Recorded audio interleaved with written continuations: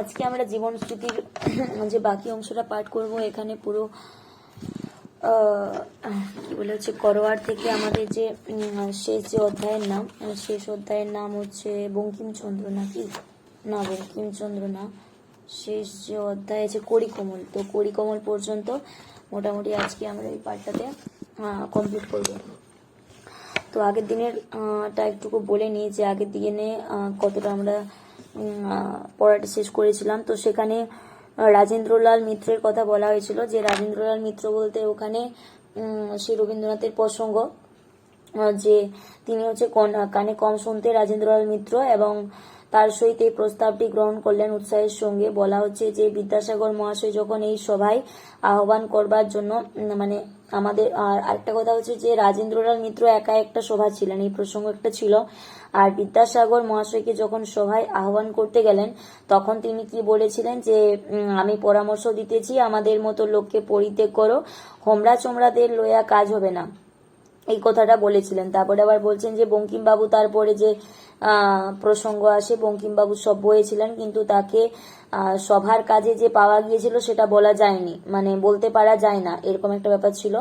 আর আছে যে বিদ্যাসাগরের কথা ফলিল, সেই যিনি বলেছিলেন যে হোমরা চোমরাদের একত্র করিয়া কোনো কাজ লাগানো সম্ভবপর হইল না, সভা একটুখানি অঙ্কুরিত হইয়া শুকায়া গেল, কিন্তু রাজেন্দ্রলাল মিত্র সব্যসাচী ছিলেন, তিনি একা একটি সভা, এই কারণে এটা বলা আছে। তারপরে হচ্ছে মালিকতলার বাগান, যেখানে কোর্ট অফ ওয়ার্ডস, যেটা হচ্ছে কোর্টস অফ ওয়ার্ড, আরেকটা আগে একটা ছিল যে যেটা 10 নম্বরের কোথায় একটা ছিল যে 10 নম্বর স্কট অফ কি ছিল, এই গঙ্গা তীরে কিছুকাল কেটে গেল, এখানে চৌরঙ্গি জাদুঘরের নিকটে 10 নম্বর সদর স্ট্রিট, এখানে 10 নম্বর, এটা মনে পড়লো। তারপর হচ্ছে মানিকতলার বাগান, যেখানে কোর্ট অফ ওয়ার্ডস ছিল, সেখানে আমি যখন তার সঙ্গে দেখা করতে যাইতাম তো সকালে, এখানে ব্যাপারটা ছিল যে তিনি যখন যেতেন আর কি, রাজেন্দ্রলাল মিত্র লেখালেখি করতেন, কিন্তু তিনি কখনো বিরক্ত হতেন না, বা কি বলা হচ্ছে তার সঙ্গে এরকম অসংকোচে তিনি যে কোনো বিষয়ে আলোচনা করতেন। আর বলা হচ্ছে রাজেন্দ্রলাল মিত্র যে বিষয় জানতেন খুব যেন প্রাঞ্জল ভাবে সেটাকে বুঝে দিতেন বা বিবৃত করতে পারতেন, এরকম একটা তার ক্ষমতা ছিল। আর যে যখন তিনি কোনো কিছু পাঠ করতেন সেগুলো পেন্সিল দিয়ে তিনি নোট করে করে পড়তেন। বর্তমান সাহিত্য পরিষদের অনেক কাজ কেবল সেই একজন ব্যক্তি দ্বারা অনেক দূর অগ্রসর হইতে সন্দেহ নাই হইতো। এটা হচ্ছে রাজেন্দ্রলাল মিত্রের প্রসঙ্গ। আর জমের কুকুর নামে একটা প্রবন্ধ আদায় করিয়া ভারতীতে ছাপাইতে পারিয়েছিলাম, এটা হচ্ছে ওই থেকেই নেওয়া, রাজেন্দ্রলাল মিত্রের থেকেই নিয়ে করে তিনি ওই জমের কুকুর নামে একটা প্রবন্ধ তিনি নিয়ে করে তার ভারতীতে ছাপিয়েছিলেন। তারপরে আছে যে মিউনিসিপাল সভায় যেন সনেট সভায় তার প্রতিপক্ষ সকলেই তাহাকে ভয় করিয়া চলিত। তখনকার দিনে কৃষ্ণদাস পাল ছিলেন কৌশলী, আর রাজেন্দ্রলাল ছিলেন বীর্যবান। বড় বড় মল্লের সঙ্গেও দ্বন্দ্বযুদ্ধ কখনো তিনি পরাঙ্মুখ হন নাই ও কখনো তিনি পরাভূত হইতে জানতেন না। এশিয়াটিক সোসাইটি সভার গ্রন্থ প্রকাশ ও পুরাতত্ত্ব আলোচনার ব্যাপারে অনেক সংস্কৃতজ্ঞ পণ্ডিতকে তিনি কাজে খাটাইতেন। আমার মনে আছে উপলক্ষে তখনকার কালের মহত্ব বিদ্বেষী ঈর্ষাপরায়ণ অনেকেই বলিত যে পণ্ডিত রাজেই কাজ করেও তার যশের ফল মিত্র মহাশয় ফাঁকি দিয়া ভোগ করিয়া থাকেন। আজিও এইরূপে দৃষ্টান্ত কখনো কখনো কখনো দেখা যায় যে ব্যক্তি যন্ত্রমাত্র ক্রমশ তার মনে হইতে থাকে। আমিও বুঝি কৃতিয়া যন্ত্রীটি বুঝি অনাবশ্যক শোভা মাত্র। কমল বেচারার যদি চেতনা থাকিত তবে লিখিতে লিখিতে নিশ্চয়ই কোনো একদিন সে মনে করিয়া বসিত লেখার সমস্ত কাজটাই করি আমি, অথচ আমার মুখে কেবল কালি পড়ে, মানে কলম কমল বলছি, এটা কলম হচ্ছে, আমরা যখন লেখালেখি করি তো কলমের মুখে দাগ পড়ে, আর যারা লিখেন বা যে লেখক লিখেন তার মুখ উজ্জ্বল হয়, এই প্রসঙ্গেই বলা ছিল। তারপরে আরেকটা কারণ হচ্ছে কিনা বলছে যে বাংলাদেশের একজন অসামান্য মনসী পুরুষ মৃত্যুর পরে দেশের লোকের নিকট হইতে বিশেষ কোনো সম্মান লাভ করেন না। ইহার একটা কারণ হচ্ছে ইহার মৃত্যুর অনতিকালের মধ্যে বিদ্যাসাগরের মৃত্যু ঘটে, এবং সেই শোকে রাজেন্দ্রলালের বিয়োগ বেদনা দেশে চিত্ত হইতে বিলুপ্ত হইয়াছিল। তার আর একটা কারণ বাংলা ভাষায় তাহার কীর্তির পরিমাণ তেমনই অধিক ছিল না। এই জন্যে দেশের সর্বসাধারণের হৃদয়ে তিনি প্রতিষ্ঠা লাভ করবার সুযোগ পান নাই। এই কারণে তিনি প্রতিষ্ঠা, তাহলে হচ্ছে কারণটা হচ্ছে বাংলাদেশে তার কীর্তির পরিমাণ সেরকম অধিক ছিল না, যে কারণে সর্বসাধারণের হৃদয়ে তিনি প্রতিষ্ঠা করার সুযোগটা তিনি পাননি, মানে এটাই হচ্ছে কারণ। যেহেতু তার কীর্তির পরিমাণটা সেখানে বেশি পরিমাণে ছিল না, অধিক ছিল না বলে। তাহলে হচ্ছে এরপরে আমরা যেটা মেন টপিকে আসি, যে করোয়ার যেটা বলছিলাম 34 নাম্বার অধ্যায় যদি বলা হয়, তো এটা করোয়ার শুরু হচ্ছে যে এর কিছুদিন পরে, কিছুদিনের জন্য আমরা সদর স্ট্রিটে করোয়ার সমুদ্র তীরে আশ্রয় নিয়েছিলাম। আচ্ছা, সদর স্ট্রিট কথাটা যেটা আমি আগে বললাম, সেখানে কি সদর স্ট্রিট কথাটা ছিল গঙ্গার তীরে? না, এটা হচ্ছে এটাই ছিল জাদুঘর, এই তো গঙ্গার তীরে। তাহলে আমরা এই গঙ্গার তীরে প্রসঙ্গ প্রভাত সঙ্গীতে পাই। আর গঙ্গা তীর প্রসঙ্গ সদর স্ট্রিট 10 নম্বর। আর পরবর্তী সময় এখানেও কিন্তু 10 নম্বর সদর স্ট্রিট। তাহলে আমরা করোয়ার এবং প্রভাত সঙ্গীত দুটোতেই পাই কিন্তু, এটা আমাদের খেয়াল রাখতে হবে যে দুটো জায়গাতেই পাই। তাহলে এখানে বলা হচ্ছে যে কিছুদিনের জন্য আমরা সদর স্ট্রিটের দল করোয়ারের সমুদ্র তীরে আশ্রয় লইয়াছিলাম। করোয়ার বোম্বাই প্রেসিডেন্ট দক্ষিণ অংশে স্থিত কর্ণাটের প্রধান নগর। তাহা এলালতা ও চন্দন তরুর জন্মভূমি, মলয়াচলের দেশ। মেজদাদা তখন সেখানে জজ ছিলেন। তাহলে কে ছিলেন তখন? মেজদাদা সেখানে জজ ছিলেন। এই ক্ষুদ্র শৈলমালা বেষ্টিত সমুদ্রের বন্দরটি এমনই নিভৃত, এমন প্রচ্ছন্ন যে নগর এখানে নগরী মূর্তি প্রকাশ করিতে পারে না। অর্ধচন্দ্রাকার বেলাভূমি আকুল বা নীলাম্বু রাশির অভিমুখে দুই বাহু প্রসারিত করিয়া দিয়াছে। সে যেন অনন্তকে আলিঙ্গন করিয়া ধরিবার একটি মূর্তিমতি বেকুল। প্রশস্ত বালুতটের প্রান্তে বড় বড় ঝাউ গাছের অরণ্য। সেই অরণ্যের এক সীমায় কালা নদী নামে এক ক্ষুদ্র নদী তাহার যেন দুই গিরি বন্ধুর উপকূল রেখার মাঝখান দিয়া সমুদ্রে আসিয়া মিশিয়াছে। তাহলে ওখানে কি ঝাউ গাছের অরণ্য এবং এক কালাসীমা নদীর এক ক্ষুদ্র নদী, সেই দুই গিরি বন্ধু উপকূলের মাঝখানে সমুদ্রে গিয়ে মিশেছে। মনে আছে একদিন শুক্লপক্ষের গোধূলিতে একটি ছোট নৌকায় করিয়া আমরা কালা নদী বাহিয়া উজায়া চলিয়াছিলাম। এক জায়গায় তীরে নামিয়া শিবাজির একটি প্রাচীন গিরিদুর্গ। তাহলে হচ্ছে কিনা সেই শুক্লপক্ষ গোধূলি এবং এক জায়গায় তীরে নামিয়া শিবাজির একটা প্রাচীন গিরিদুর্গ দেখিয়া আবার নৌকা ভাসাইয়া দিলাম। নিস্তব্ধ বন, পাহাড় ও নির্জন সংকীর্ণ নদীর স্রোতটির ওপরে জ্যোৎস্না রাত্রি ধ্যানাসনে বসিয়া চন্দ্রলোকের জাদুমন্ত্র পড়িয়া দিল। আমরা তীরে নামিয়া একজন চাষার কুটিরে বেড়া দেওয়া পরিষ্কার নিকানো আঙ্গিনায় গিয়া উঠিলাম। তারা হচ্ছে তীরে গিয়ে কোথায় উঠলেন? বেড়া দেওয়া পরিষ্কার নিকানো আঙ্গিনায়। আঙ্গিনা মানে আমরা যেমন বলি না আমাদের খামার বা গোলা, সেরকম আর কি। আঙ্গিনা মানে বারান্দা কি? তাহলে বারান্দায় একজন চাষার যেন কুটিরে বেড়া দেওয়া পরিষ্কার নিকানো আঙ্গিনা মানে ওটাই মনে হয়, গিয়া উঠলাম। প্রাচীরের ঢালু ছায়াটির ওপরে দিয়া যেখানে চাঁদের আলো আড় হইয়া আসিয়া পড়িয়াছে, সেখানে তাহাদের দাওয়াটির সামনে আসন পাতিয়া আহার করিয়া লইলাম। ফিরিবার সময় ভাটিতে ছাড়িয়া দেওয়া গেল। সমুদ্রের মোহনার কাছে আসিয়া পৌঁছিতে অনেক বিলম্ব হলো, মানে অনেকটাই দেরি হলো। সেইখানে নৌকা হইতে নামিয়া সেখান থেকে নৌকা থেকে নেমে বালুতটের ওপর দিয়া হাঁটিয়া বাড়ির দিকে চলিলাম। তখন নিশীথ রাত্রি, সমুদ্র নিস্তরঙ্গ, ঝাউবনের নিয়ত মর্মরিত চাঞ্চল্য একেবারে থামিয়া গিয়াছে। সুদূর বিস্তৃত বালুকারাশির প্রান্তে তরু শ্রেণীর ছায়াপুঞ্জ নিস্পন্দ দিকচক্রবালে নীলাভ শৈলমালা পাণ্ডুর নীল বা আকাশতলে নিমগ্ন এই উদার শুভ্রতা বা নিবিড় নিস্তব্ধতার মধ্যে দিয়া আমরা কয়েকটি মানুষ কালো ছায়া ফেলিয়া নীরবে চলিতে লাগিলাম। বাড়িতে যখন পৌঁছিলাম তখন ঘুমের চেয়েও কোনো গভীরতার মধ্যে আমার যেন ঘুম ডুবিয়া গেল, মানে ঘুমটা যেন কোথায় মধ্যে তার ডুবে গেল, এবং সে রাত্রেই যে কবিতাটি লিখিয়াছিলাম তার সুদূর প্রবাসেই যেন সেই সমুদ্র তীরের একটা বিগত রজনীর সহিত বিজড়িত, মানে কবিতাটা যে প্রসঙ্গটা সমুদ্রের একটা বিগলিত রজনীর সহিত বিজড়িত, এবং সেই স্মৃতির সহিত তাহাকে বিচ্ছিন্ন করিয়া পাঠকদের কেমন লাগিবে সন্দেহ করিয়া মোহিতবাবু প্রকাশিত গ্রন্থাবলীতে ইয়া ছাপানো হয় না, কিন্তু আশা করি জীবন স্মৃতির মধ্যে তাহাকে এইখানে একটা আসন দিলে তাহার পক্ষে অনধিকার প্রবেশ হইবে না।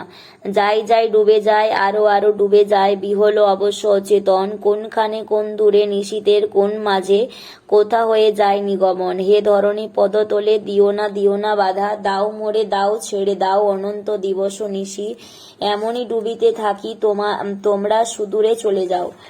এবারে তোমরা চাহিয়া থাকো জ্যোৎস্না অমৃত পানে, বিহল বিলীন তারাগুলি অপার দিগন্ত গো থাকো এ মাথার ওপরে, দুই দিকে দুই পাখা তুলি।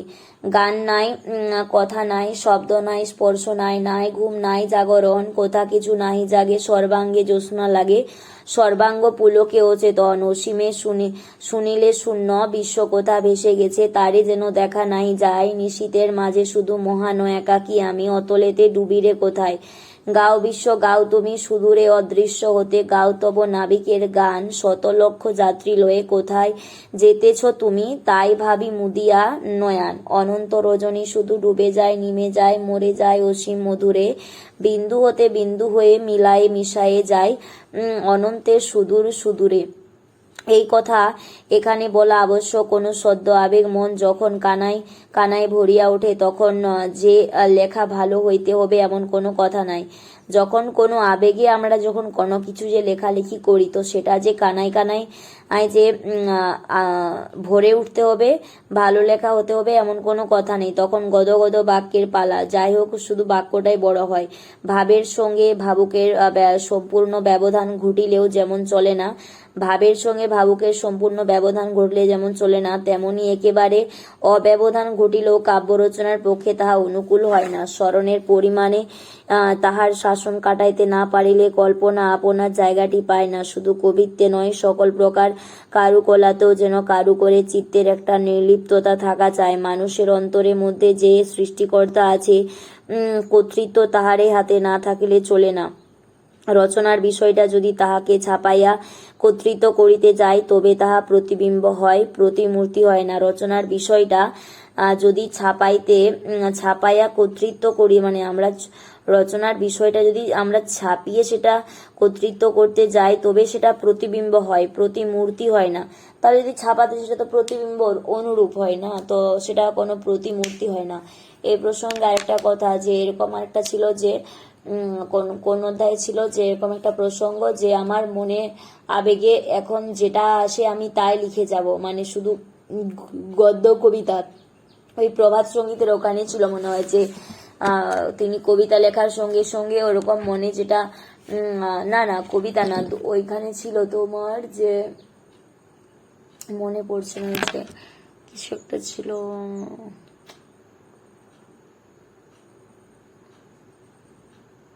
তারা প্রথমের সংস্করণে ওটা স্থান পেয়েছিল, তারপরে দ্বিতীয় সংস্করণে ওটার কোনো স্থান পেল না। তারপরে সেখান থেকে তিনি হচ্ছে যে বউ ঠাকুরানীর হাট লিখেছিলেন, তাই না? তো বউ ঠাকুরানীর হাট কোন প্রসঙ্গে আছে দেখছি গঙ্গার এখানে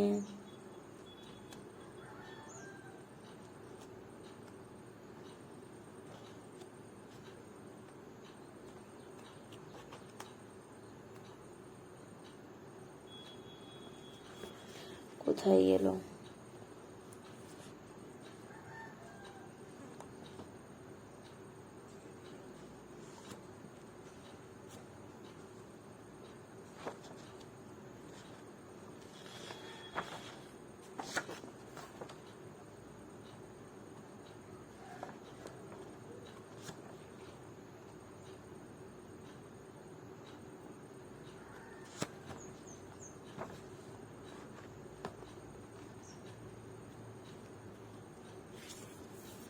কালকেই তো পড়লাম, ওইটা মনে হয় বউ ঠাকুরানীর।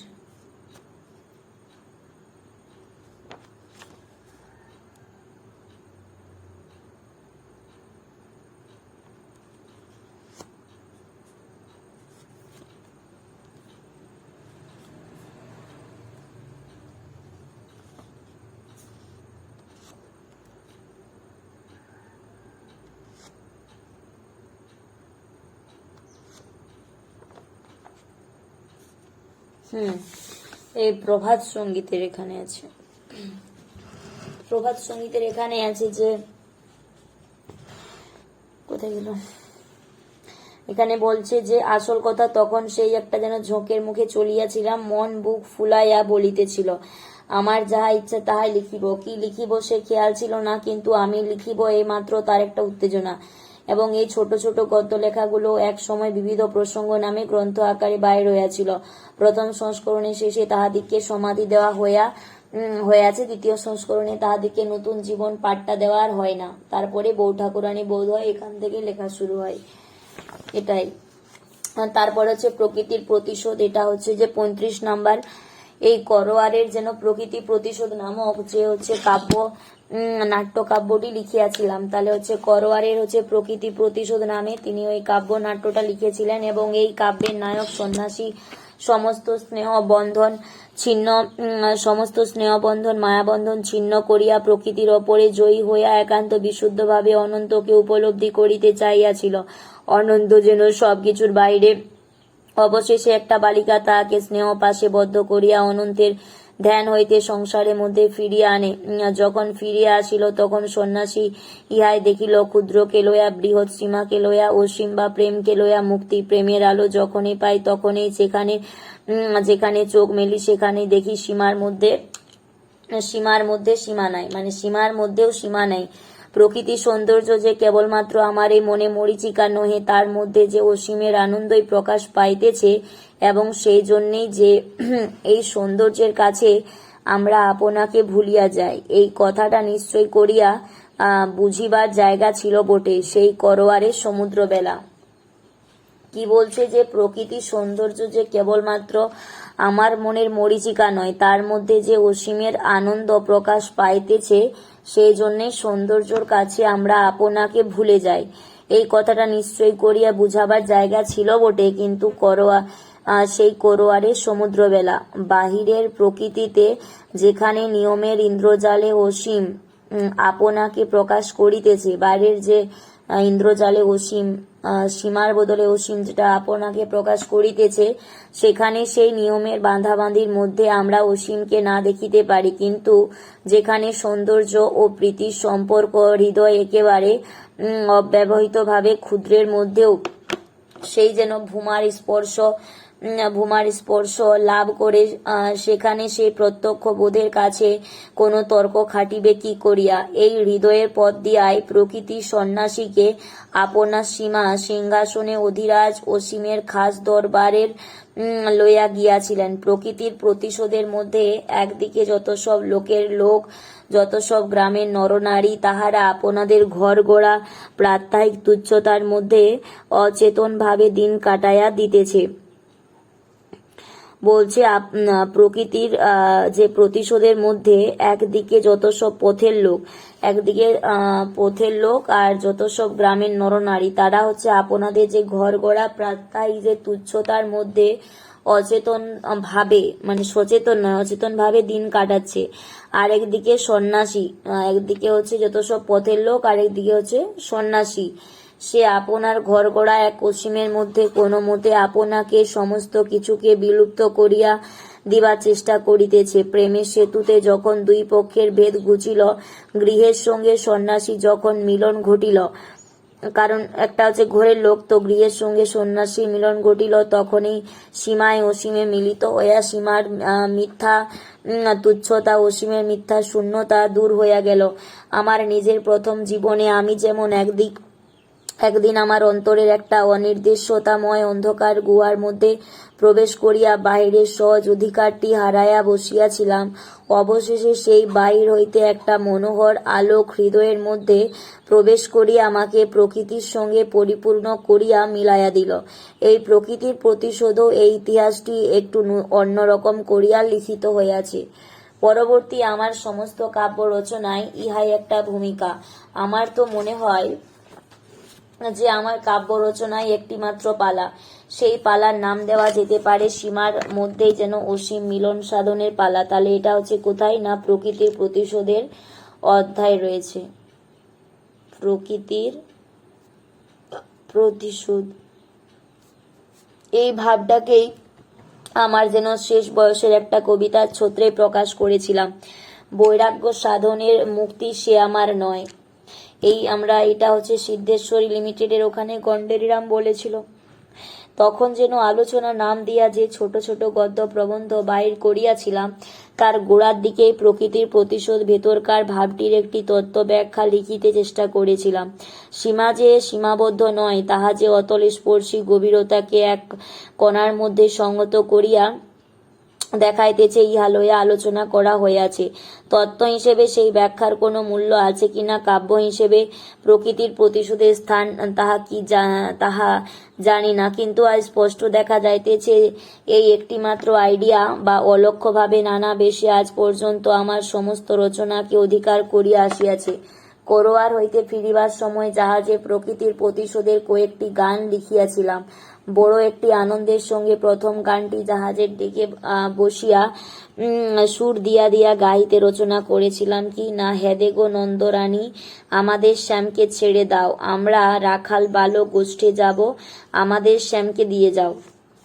সকালে সূর্য উঠিয়াছে, ফুল ফুটিয়াছে, রাখাল বালকেরা মাঠে যাইতেছে এবং সেই সূর্যোদয়, সেই ফুল ফোটা, সেই মাঠে বিহার তাহারা শূন্য রাখিতে চায় না। সেইখানে তাহারা যেন তাহাদের শ্যামের সঙ্গে মিলিত হইতে চাইতেছে। সেইখানে অসীমের সাজ পরা রূপটি তাহারা দেখিতে চায়। সেইখানে মাঠে ঘাটে বনে পর্বতে অসীমের সঙ্গে আনন্দের খেলায় তাহারা যোগ দিবে বলিয়ায় তাহারা বাহিরে হইয়া পড়িয়াছে। দূরে নয়, ঐশ্বর্য মধ্যে নয়। তাহাদের উপকরণ অতি সামান্য বা পিত ধরা বনফুলের মালাই তাহাদের সাজের পক্ষে যথেষ্ট। কেন কি সর্বত্রই যাহার আনন্দ, তাহাকে কোনো বড় জায়গায় খুঁজিতে গেলে, তাহার জন্য আয়োজন আড়ম্বর করিতে গেলেই যেন লক্ষ্য হারাইয়া ফেলিতে হয়। সর্বত্রই যাহার আনন্দ, তাহাকে কোনো বড় জায়গায় খুঁজিতে গেলে তার জন্য আয়োজন আড়ম্বর করিতে গেলে লক্ষ্যটা যেন হারাইয়া ফেলতে হয়। করোয়ার হইতে ফিরিয়া আসার কিছুকাল পরে 1290 সালে 24শে অগ্রহায়ণে আমার বিবাহ হয়। তাহলে কোন অধ্যায়ে বিবাহ প্রসঙ্গ এবং 1290 সালে 24শে অগ্রহায়ণ বিবাহ হয়। প্রকৃতি প্রতিশোধ।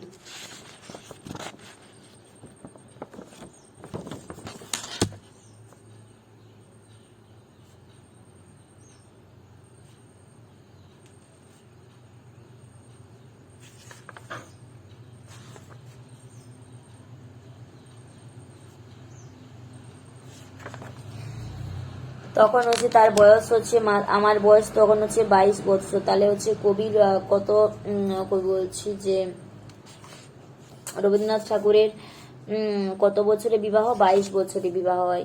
ছবি ও গান, তারপরে 36 ছবি ও গান নাম ধরিয়া আমার যে কবিতাগুলো বাহির করিয়াছিলাম, মানে বাহির হইয়াছিল, তার অধিকাংশ যেন এই সময়কার লেখা। এই সময়কার বলতে তখন যে 22 বছরে তার বিবাহ হয়েছিল, তারপরে কথা বলা হচ্ছে কি না, এখানে বয়সটা বলা নেই। তাহলে এই সময়কার লেখা। চৌরঙ্গী নিকটবর্তী, তাহলে আমরা চৌরঙ্গীর প্রসঙ্গ আমরা প্রভাত সঙ্গীতও পেয়েছিলাম। চৌরঙ্গী নিকটবর্তী সার্কুলের রোডের একটি বাগান বাড়িতে আমরা তখন বাস করিতাম। তার দক্ষিণের দিকে মস্ত একটা বস্তি ছিল। আমি অনেক সময় দোতলার জানালার কাছে বসিয়া সে লোকালয়ের দৃশ্য দেখিতাম। তাহাদের সমস্ত দিনে নানা প্রকার কাজ, বিশ্রাম, খেলা, আনাগোনা দেখিতে আমার ভারী ভালো লাগিত। সে যেন আমার কাছে বিচিত্র গল্পের মতো হইত। নানা জিনিসকে দেখিবার যে দৃষ্টি, সেই দৃষ্টি যেন আমাকে পায়া বসিয়াছিল। তখন একটি একটি যেন স্বতন্ত্র ছবিকে কল্পনার আলোকে ও মনের আনন্দ দিয়া ঘিরিয়া লইয়া দেখিতাম। এক একটি বিশেষ দৃশ্য এক একটি বিশেষ রসে রঙে নির্দিষ্ট হইয়া আমার চোখে পড়িত। এমনি করিয়া নিজের মনের কল্পনা পরিবেষ্টিত ছবিগুলো গড়িয়া তুলিতে ভারী ভালো লাগিত। সে আর কিছুই নয়, এক একটি পরিপুষ্ট চিত্র আঁকিয়া তুলিবার আকাঙ্ক্ষা। চোখ দিয়া মনের জিনিসকে ও মন দিয়া চোখের জিনিসকে, চোখের দেখাকে যেন দেখিতে পাইবার ইচ্ছা। মানে আমি চোখ দিয়ে মনের জিনিসকে, মন দিয়ে চোখের জিনিসকে দেখিতে, এটা হচ্ছে উল্টা হতে পারে, যে চোখ দিয়ে কি বলা হচ্ছে, চোখ দিয়ে চোখের জিনিসকে না, চোখ দিয়ে হচ্ছে মনের জিনিসকে এবং মন দিয়ে চোখের জিনিসকে দেখতে পাওয়ার ইচ্ছা তুলি। এই প্রসঙ্গটা ছবি ও গানে তুলি দিয়া যেন ছবি আঁকিতে পারিতাম। তাহলে যে দেখা জিনিসটা কোথায়, ছবি কয় আমরা দেখি, তো ছবি গানে প্রসঙ্গ। তুলি দিয়া আমরা ছবি আঁকিতে যদি পারিতাম, তবে পেটের ওপরে রেখা ও রং দিয়া উতলা মনে দৃষ্টি ও সৃষ্টিকে বাঁধিয়া রাখিবার চেষ্টা করিতাম। কিন্তু সে উপায় আমার হাতে ছিল না, ছিল কেবল কথা ও ছন্দ। কিন্তু কথার তুলিতে তখন স্পষ্ট রেখার টান দিতে শিখি নাই, তাই কেবলই রং ছড়াইয়া পড়িত। তা হোক, তবু যেন ছেলেরা তখন প্রথমে রঙের বাক্স উপহার পায়, তখন যেমন তেমন করিয়া নানা প্রকারের ছবি আঁকিবার চেষ্টা যেন অস্থির হইয়া ওঠে। আমিও সেদিন নব যৌবনে নানান রঙের বাক্সটা নতুন পাইয়া আপন মনে কেবলেই যেন রকম বেরকমের ছবি আঁকিবার চেষ্টা করিয়া দিন কাটাইয়াছি। সেই যেন সেদিনকার 22 বছর বয়সের সঙ্গে এই ছবিগুলোকে আজ যেন মিলিয়া দেখিলে হয়তো যেন ইহাদের কাঁচা লাইন ও ঝাপসা রঙের ভেতর দিয়াও একটা কিছু চেহারা খুঁজিয়ে পাওয়া যাইতে পারে। পূর্বে লিখিয়াছি প্রভাত সঙ্গীতের একটা পর্ব শেষ হইয়াছে। পূর্বে এটা লিখেছে, ছবি ও গান হইতে পালাটা আবার আর এক রকমের করিয়া শুরু হইল।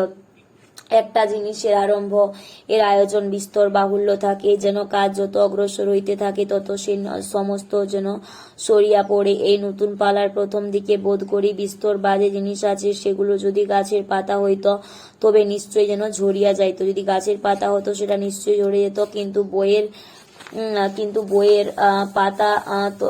বইয়ের পাতা তো অত সহজে ঝরে না। তাহার যেন দিন ফুরাইলেও সেই যেন টিকিয়া থাকে। নিতান্তই সামান্য জিনিসকেও যেন বিশেষ করিয়া দেখিবার একটা পালা সেই ছবি ও গানে আরম্ভ হইয়াছে। গানের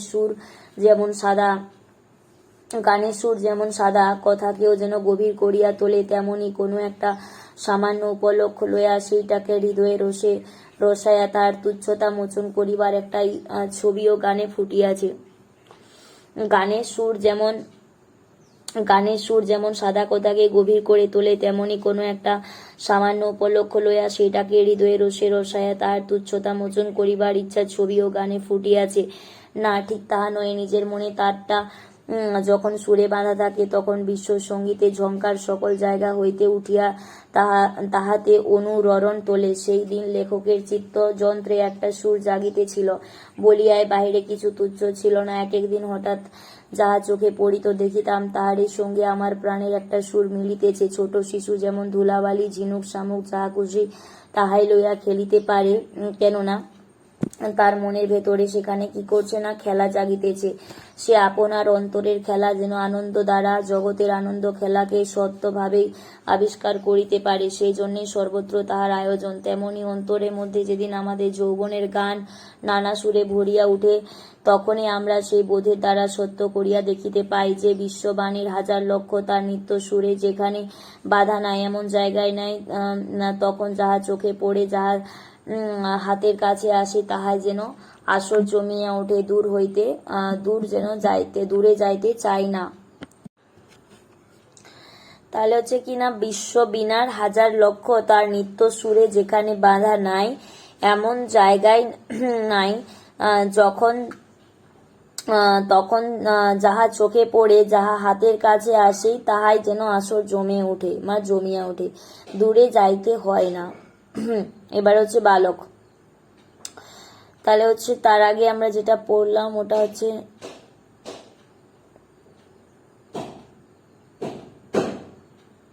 ছবি ও গান, তাই না? তো এটা হচ্ছে ছবি ও গান। 36। এর পরেরটা হচ্ছে 37 নম্বরে আছে বালক।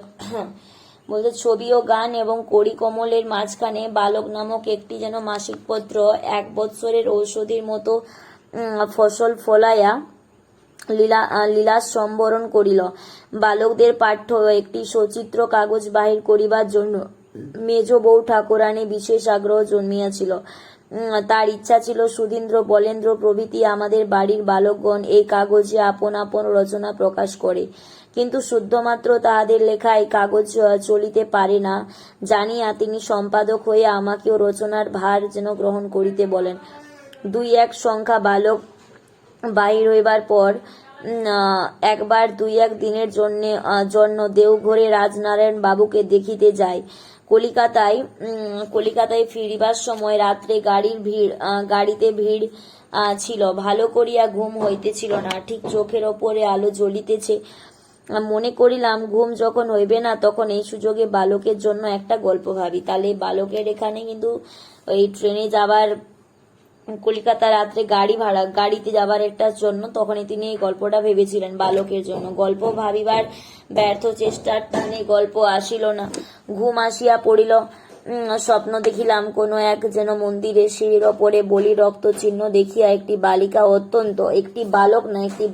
অত্যন্ত করুণ বেকুলতার সঙ্গে তাহার বাপকে জিজ্ঞাসা করছে, বাবা এ কি, এ যে রক্ত? বালিকার এই যে কাতরতা, তার বাপ ওরে ব্যথিত হইয়া অথচ বাইরে রাগের ভান করিয়া কোনো মতে তার প্রশ্নটাকে চাপা দিতে চেষ্টা করিতেছে।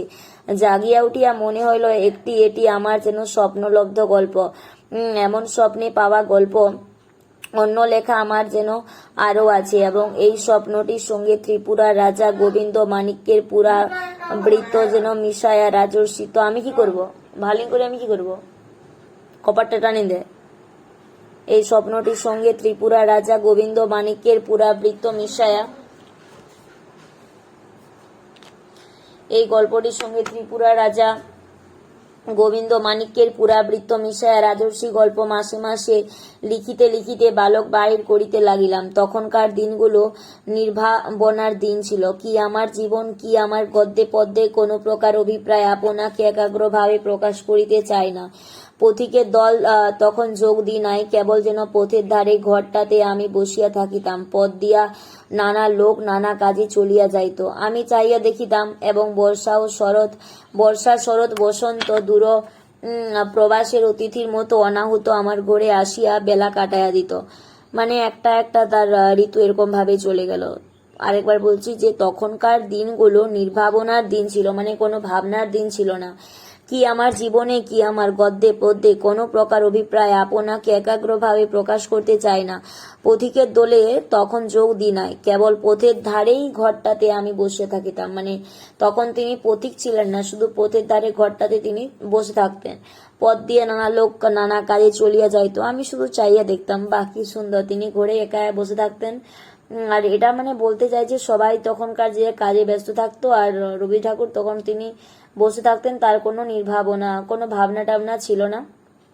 তো এই প্রসঙ্গে কথাটা বলা যে আমার কবিতায় বা গদ্যে টদ্যে তার কোনো প্রভাব পড়েনি, এবং তিনি তখনও পথিক হননি আর কি, তিনি বসেই থাকতেন বাড়িতে।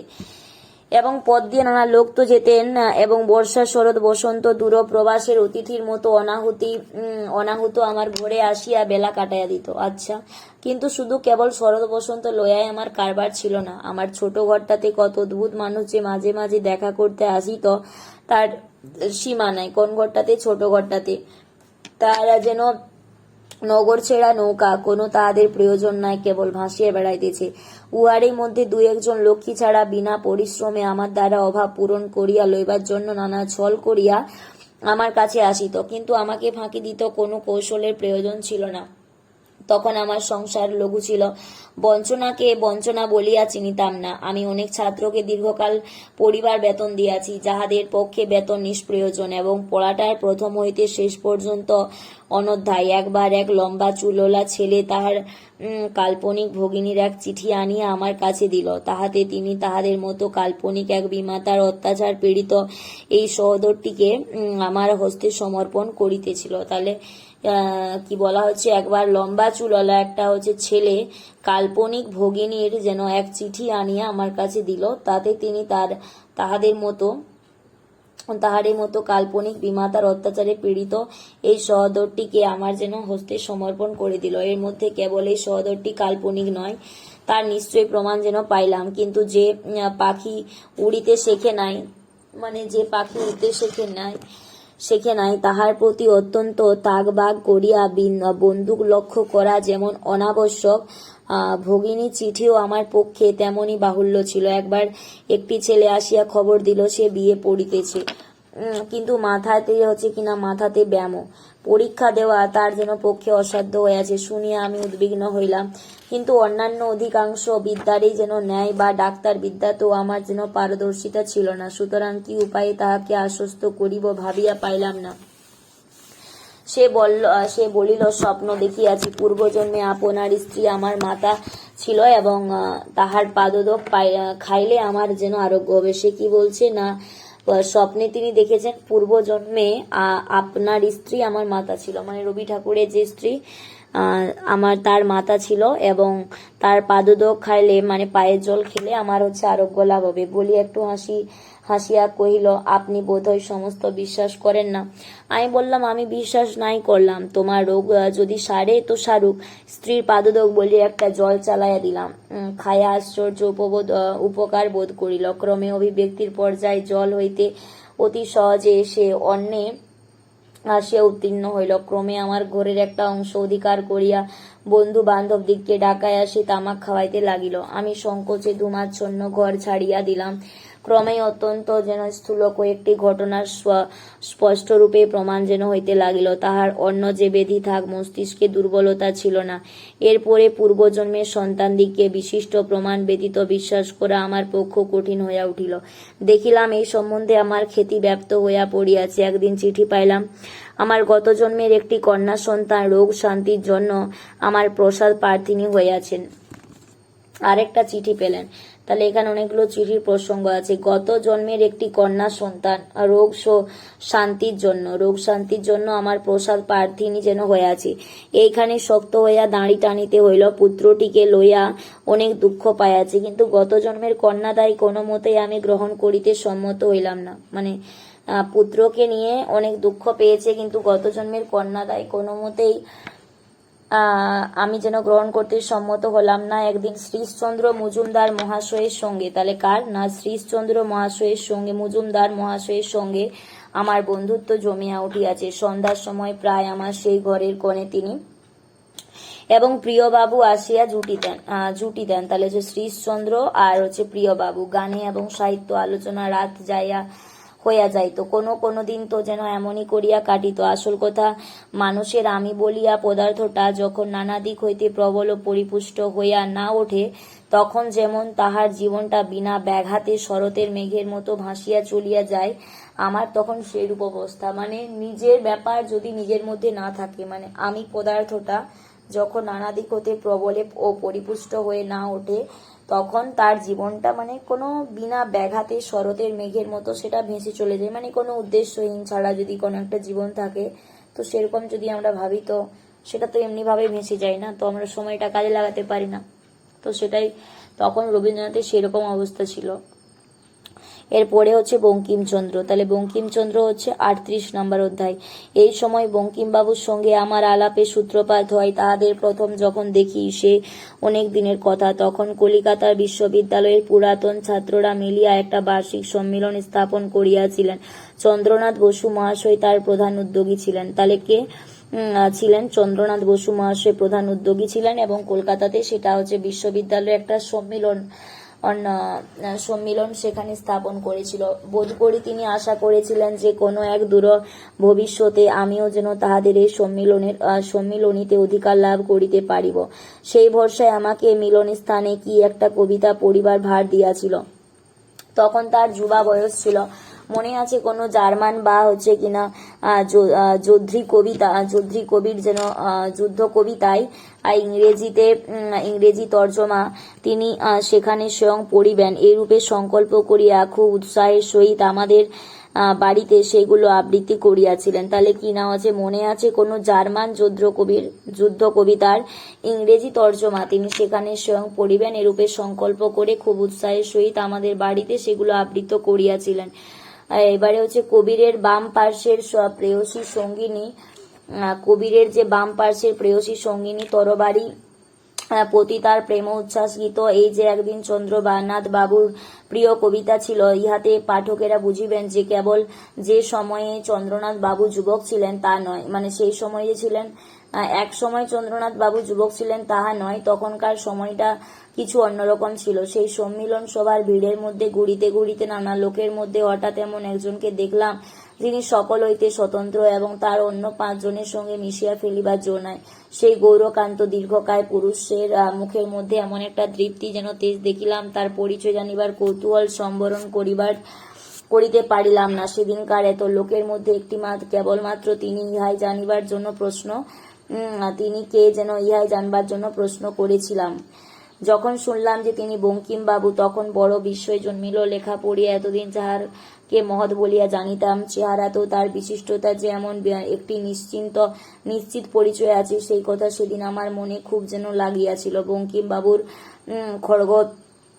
খড়গ নাসায় তাহার যেন চাপা ঠোঁটে তার তীক্ষ্ণ দৃষ্টিতে ভারী একটা প্রবলতার লক্ষণ ছিল। বক্ষের ওপরে 2 হাতে বদ্ধ করিয়া তিনি যেন সকলের নিকট হইতে পৃথক হইয়া চলিতেন। কাহারও সঙ্গে যেন তার কিছুমাত্র গা ঘেঁষাঘেঁষি ছিল না।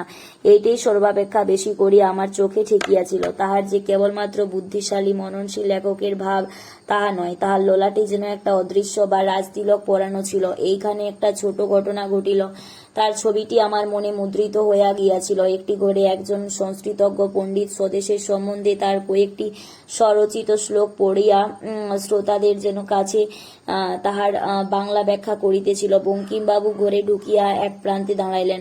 পণ্ডিতের কবিতার এক স্থলে অশ্লীল নয়, কিন্তু ইতর একটা উপমা ছিল। পণ্ডিত মহাশয় যেমন সেটিকে ব্যাখ্যা করিতে আরম্ভ করিলেন, অমনি বঙ্কিমবাবু হাত দিয়া মুখ চাপিয়া তাড়াতাড়ি সেই ঘর হইতে বাহির হইয়া গেলেন। দরজার কাছ হইতে তার যেন সেই দৌড়িয়া পালানোর দৃশ্যটা যেন আমি যেন চোখে দেখতে পেলাম। তাহলে আমরা যদি এখানে যে দরজার পাশে থেকে বঙ্কিমবাবু দৌড়ে পালালেন, এরকম যদি আমরা একটা চিত্র আঁকতে পারি, তাহলে আমাদের দেখলে মনে পড়বে যে এখানে কোন প্রসঙ্গটা রয়েছে। তাই আমাদের পড়াগুলোকে ছবির মাধ্যমে তুলে ধরাটা অনেকটা প্রয়োজন এবং অনেক উপকারী।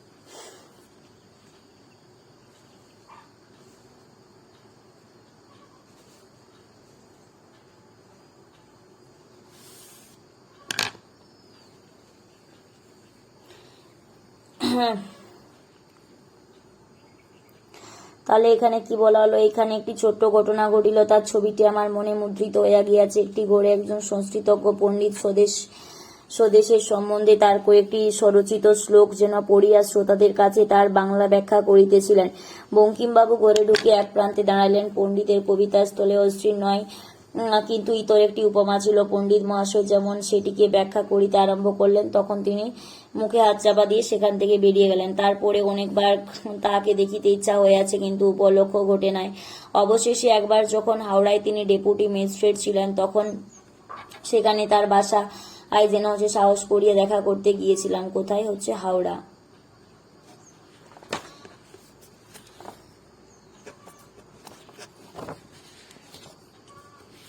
ও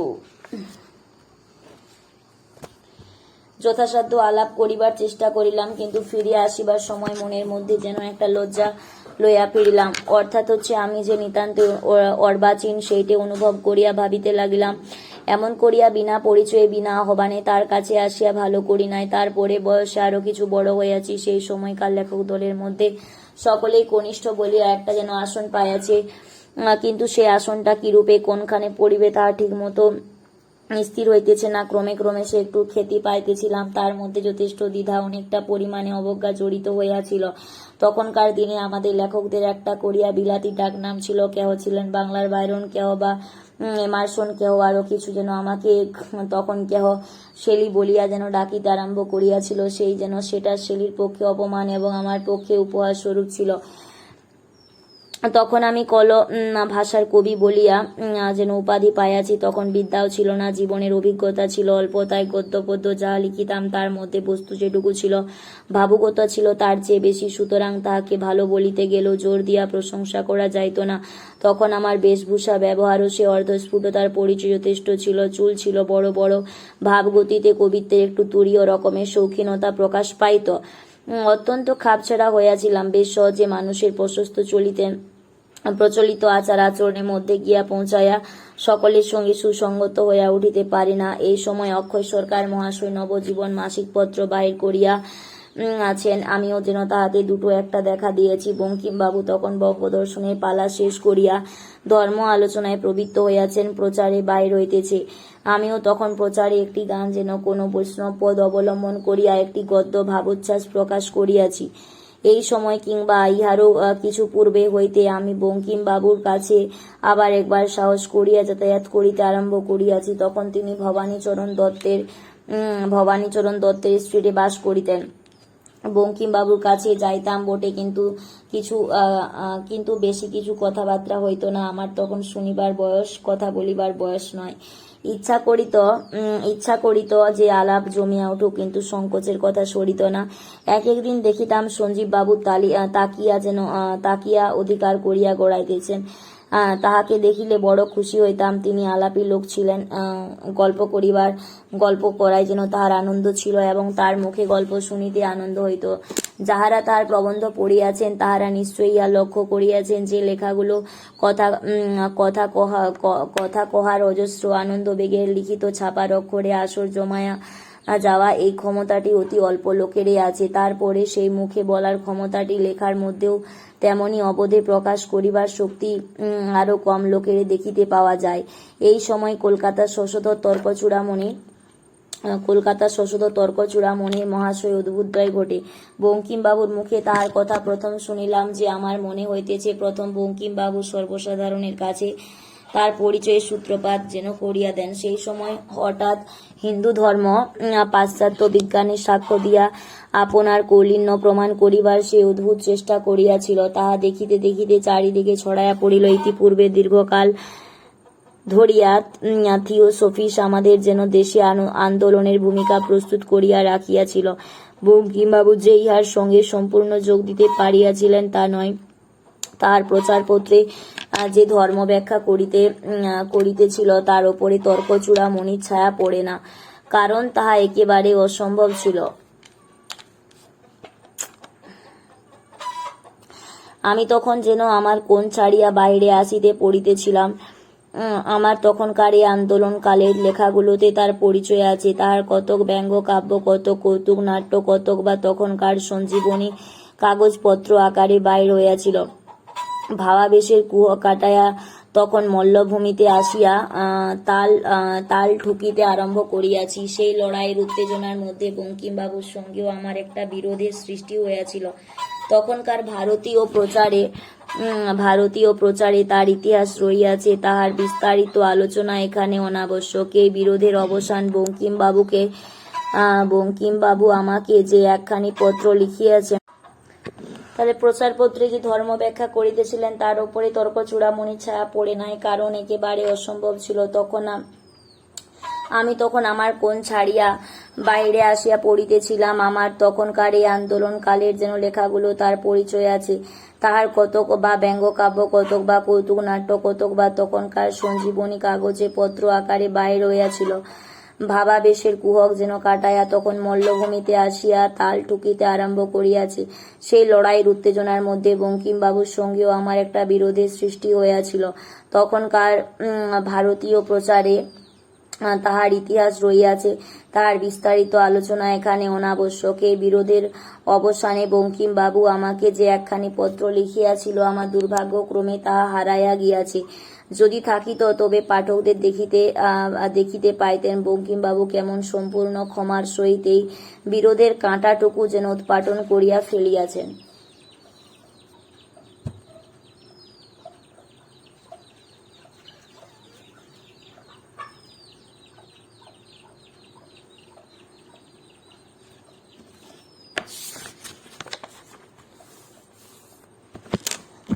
তারপরে হচ্ছে জাহাজের খোল 39। কাগজ কি একটা যেন বিজ্ঞাপন দেখিয়া একদিন মধ্যাহ্নে জ্যোতিয়াদা নিলামে গিয়া ফিরিয়া আসিয়া খবর দিলেন যে তিনি 7,000 টাকা দিয়া একটা জাহাজের খোল কিনিয়াছেন।